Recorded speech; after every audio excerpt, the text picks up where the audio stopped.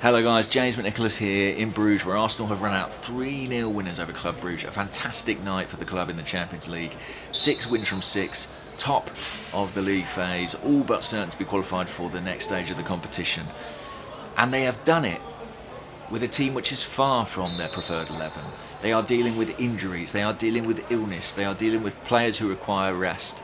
And yet, they've put together a group tonight, a team tonight, who've run out comfortable winners here, and huge credit to them for that. You know, we had players playing in unfamiliar positions, we had guys who aren't necessarily first choice starting and making big contributions, so I think Mikel Arteta will be delighted. And the game was lit up by some magical moments. One of them, the return of Gabriel Jesus, will come on to him.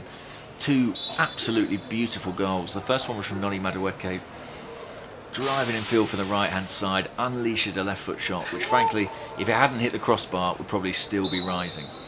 And I think that was really a statement about the value of individual talent. This was a first half particularly in which Arsenal's team game didn't really click. The patterns of play weren't as precise. But when you have a player like Madueke, who is a bit of an individualist, who can make something happen out of nothing, you can still have a difference maker there. You can still have somebody who can make the breakthrough, and he absolutely did. He's scored 3 goals for Arsenal now. That was his second. I think he'll struggle to ever score a better one. It was that good. First half wasn't great, I didn't think, and actually second half of the first half belonged to Club Brugge. I thought they had a number of good chances.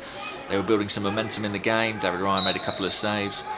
After half time though, Arsenal killed the game straight away. I think it was about 90 seconds into the half. Martin Zubimendi, who played again, whatever rotation we have, whatever changes we make, Zubimendi always plays. He's one of the first names on the team sheet already. The speed of his adaptation, the speed at which he's become an incredibly important player for Mikel Arteta is really quite something.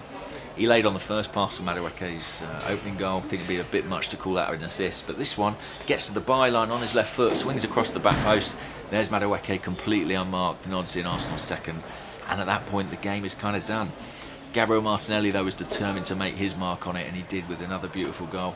5 from 5 for him in the Champions League this season. He is on fire in this competition.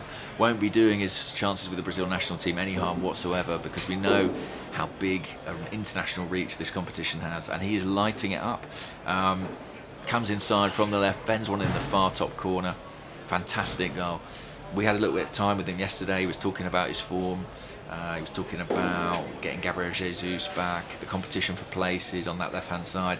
I thought Gabriel Martinelli seemed as mature, as confident as I've seen him for quite a long time. He seemed, very sure of himself and feeling like a guy who's very confident every time he steps on the pitch right now. Partly age, partly the fact that he is contributing in a big way. He's scoring goals, and that would be doing wonders for his self-esteem. So delighted to see that continue for him. And then Jesus gets on, and just fantastic to see a player come back after 11 months out with a very serious injury. Not his first serious injury either of his time at Arsenal.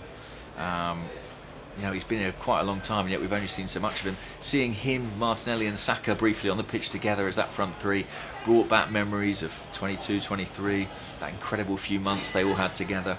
And I think you could see instantly what Gabriel Jesus offers. The combination play, the fluidity, the ability to interchange positions with others. He really does add a different dimension to this team. I think Marino, Gyökeres, Havertz, they have certain traits in common. I don't think we've got anyone quite like Jesus. I think he's relatively unique. There aren't many strikers quite as flexible as him in terms of what they offer.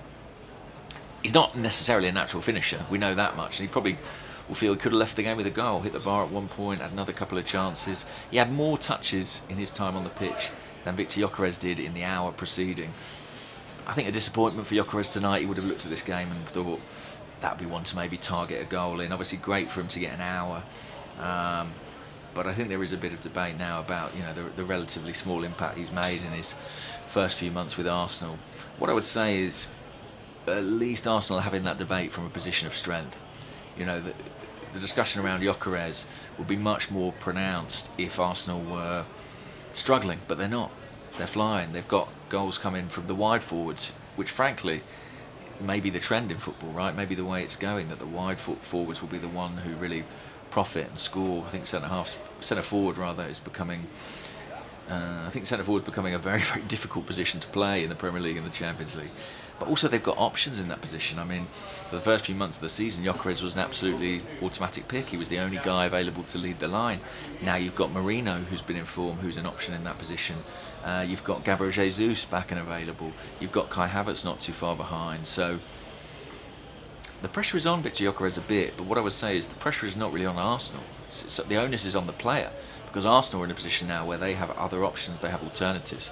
And if Gyökeres wants that place, he will have to earn it, and that will mean improved performances.